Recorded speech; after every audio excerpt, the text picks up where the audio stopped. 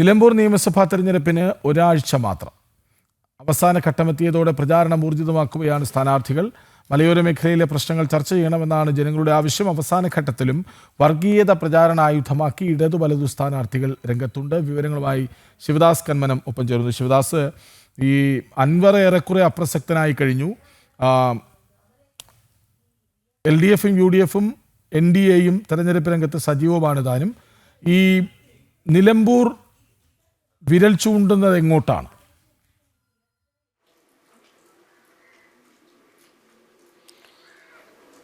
കൃഷ്ണരാജ്, നിലമ്പൂർ നിയമസഭാ ഉപതെരഞ്ഞെടുപ്പിന് ഒരാഴ്ച മാത്രമാണ് ബാക്കിയുള്ളത്. ഈ മാസം 19-നാണ് വോട്ടെടുപ്പ് നടക്കുക. 23-ാം തീയതി ഫലം അറിയും. ഇനി വളരെ കുറച്ച് ദിവസം മാത്രമാണ് ഉള്ളത്. അതുകൊണ്ട് തന്നെ ഇനി അവസാനഘട്ട പ്രചാരണത്തിൽ ഒരു കടുത്ത പ്രചാരണവുമായി മുന്നിട്ടിറങ്ങിയിരിക്കുകയാണ് പ്രധാന മുന്നണികളെല്ലാം തന്നെ. NDAയും LDFും UDFും എല്ലാം തന്നെ പ്രചാരണ രംഗത്ത് സജീവമാണ്. ഇനിയുള്ള ഈ ഒരാഴ്ചകളിൽ പ്രധാനപ്പെട്ട നേതാക്കളെല്ലാം തന്നെ ഇവിടെ പ്രചാരണത്തിന് എത്തുന്നുണ്ട്.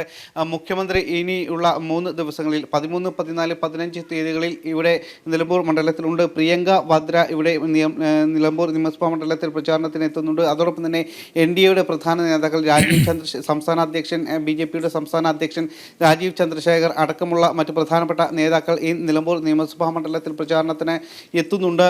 ഇങ്ങനെ പ്രധാനപ്പെട്ട നേതാക്കളെല്ലാം തന്നെ ഇനിയുള്ള ഈ കുറച്ച് ദിവസങ്ങളിൽ മാത്രമുള്ള ഈ പ്രചാരണ രംഗത്ത് സജീവമായി തന്നെ രംഗത്തുണ്ട്. എന്തായാലും നമുക്കറിയാം, കഴിഞ്ഞ ദിവസങ്ങളിലെല്ലാം തന്നെ വികസനം ഒരു പ്രധാന അജണ്ടയായി ഇടത് വലത് മുന്നണികൾക്ക് പ്രചാരണ രംഗത്ത് പറയാൻ കഴിഞ്ഞിട്ടില്ല. പ്രത്യേകിച്ച് നിലമ്പൂരിനെ സംബന്ധിച്ച് അടിസ്ഥാന സൗകര്യങ്ങൾ വളരെ കുറഞ്ഞ ഒരു നിയമസഭാ മണ്ഡലം കൂടിയാണ്. റോഡുകളുടെ മോശം അവസ്ഥ, അതോടൊപ്പം തന്നെ മലയോര മേഖല നേരിടുന്ന പ്രശ്നങ്ങൾ, ഇതൊന്നും തന്നെ കൃത്യമായ ഒരു ജനങ്ങളുടെ മുന്നിലേക്ക് എത്തിക്കാൻ ഇടത് വലത് മുന്നണികൾക്ക് കഴിഞ്ഞിട്ടില്ല. അതേസമയം NDA പ്രത്യേകിച്ച് മലയോര മേഖല കേന്ദ്രീകരിച്ചുള്ള ഒരു പ്രചാരണം തന്നെയാണ് NDAയുടെ ഭാഗത്തു നിന്നും ഉണ്ടാകുന്നത്. ഒരു മലയോര മേഖലയിലുള്ള ഒരു വ്യക്തി കൂടിയാണ് NDAയുടെ സ്ഥാനാർത്ഥി കൂടിയായ അഡ്വക്കേറ്റ് മോഹൻ ജോർജ്. അത്തരത്തിൽ മലയോര ജനതയുടെ പ്രശ്നങ്ങൾ കൃത്യമായി അറിയുന്ന ഒരു സ്ഥാനാർത്ഥി കൂടി ആയതുകൊണ്ട് തന്നെ ആ മലയോര മേഖലയിലെ പ്രശ്നങ്ങൾ ഉയർത്തിപ്പിടിച്ചുകൊണ്ടാണ് NDAയുടെ ഒരു പ്രചാരണം മുന്നേറിക്കൊണ്ടിരിക്കുന്നത്. അതോടൊപ്പം തന്നെ ദേശീയത ഒരു പ്രധാന പ്രചാരണ ആയുധമാണ്. മറുഭാഗത്ത് ഇടത് വലത് മുന്നണികൾ ഭീകരവാദ സംഘടനകളെ കൂട്ടുപിടിച്ചുകൊണ്ടുള്ള ഒരു പ്രചാരണവുമായാണ് മത്സര രംഗത്തുള്ളത്. കാരണം നമുക്കറിയാം, മലപ്പുറം ജില്ല എന്ന് പറയുന്നത് ഒരു മുസ്ലിം ഭൂരിപക്ഷ ജില്ല കൂടിയാണ്. നിലമ്പൂരും അത്തരത്തിൽ ഒരു ന്യൂനപക്ഷങ്ങൾ ഭൂരിപക്ഷമായ ഒരു പ്രദേശം കൂടിയാണ്. അതുകൊണ്ട് അത്തരത്തിലുള്ള ഒരു പ്രചാരണത്തിന് മുൻതൂക്കം നൽകിക്കൊണ്ടുള്ള പ്രചാരണമാണ് ഇടത് വലത് മുന്നണികൾ നടത്തിക്കൊണ്ടിരിക്കുന്നത്. കഴിഞ്ഞ ദിവസങ്ങളിലെല്ലാം തന്നെ ഇത് വലിയ വിവാദമായിരുന്നു. പ്രധാനപ്പെട്ട ഒരു ചർച്ചാ വിഷയം കൂടിയായിരുന്നു. ജമാഅത്തെ ഇസ്ലാമിയുടെയും PDPയുടെയും എല്ലാം കൂട്ടുകെട്ടുകൾ മുൻപ് ഇത്തരത്തിലുള്ള തിരഞ്ഞെടുപ്പുകളിലെല്ലാം തന്നെ ഭീകരവാദ സംഘടനകളെ കൂട്ടുപിടിച്ചുകൊണ്ടാണ് ഇടത് വലത് മുന്നണികൾ പ്രചാരണ രംഗത്തുണ്ടായിരുന്നത്. SDPIയും ജമാഅത്തെ ഇസ്ലാമിയെയും പോലുള്ള സംഘടനകൾ വോട്ട് ബാങ്ക് ലക്ഷ്യം വെച്ചുകൊണ്ട് അവരെ കൂട്ടുപിടിച്ചുകൊണ്ടുള്ള ഒരു പ്രചാരണമാണ് പ്രധാനമായും ഈ ഇടത് വലത് മുന്നണികൾ കേരളത്തിൽ മുഴുവനായും സമീപിച്ചിരുന്നത്. അതിൻ്റെ ഒരു തുടർച്ചയായി തന്നെയാണ് ഇപ്പോൾ നിലമ്പൂരിലും ആ രീതിയിലുള്ള ഒരു പ്രചാരണം അവർ നടത്തുന്നത്. കാരണം വികസനത്തെക്കുറിച്ച് പറയാൻ അവർക്ക് കഴിയാത്തത് കൊണ്ട് ഇത്തരത്തിലുള്ള വിഷയങ്ങളിൽ ഊന്നിപ്പിടിച്ചുകൊണ്ട് ഒരു പ്രചാരണവുമായി മുന്നോട്ട് പോകുന്ന ജമാഅത്തെ ഇസ്ലാമി UDFന് പിന്തുണ പ്രഖ്യാപിച്ചിരുന്നു. അതിന് തൊട്ടു പിന്നാലെ PDP ഇടതുപക്ഷത്തിനും പിന്തുണ പ്രഖ്യാപിച്ചു.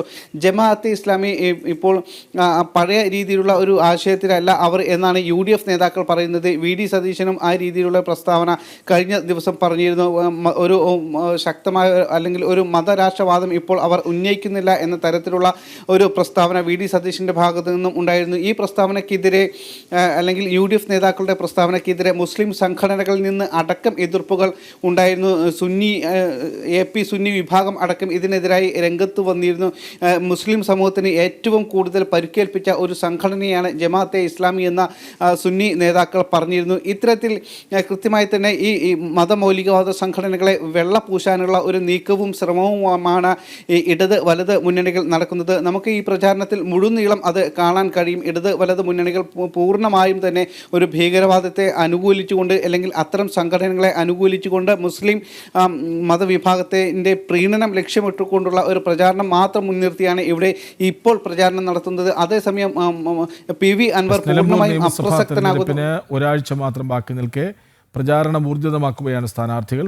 മലയോര മേഖലയിലെ പ്രശ്നങ്ങളൊക്കെ ചർച്ചയാകുന്നുണ്ട്. പക്ഷേ അവിടെ മുഴച്ചു നിൽക്കുന്നത് വർഗീയ പ്രചാരണം ആണ്. ഇടതു വലതു സ്ഥാനാർത്ഥികൾക്ക് പിന്തുണയുമായി ഒരു വശത്ത് PDP, ഒരു വശത്ത് ജമാഅത്തെ ഇസ്ലാമിയുമുണ്ട്. വിവരങ്ങൾ നൽകുകയായിരുന്നു ശിവദാസ് കന്മന.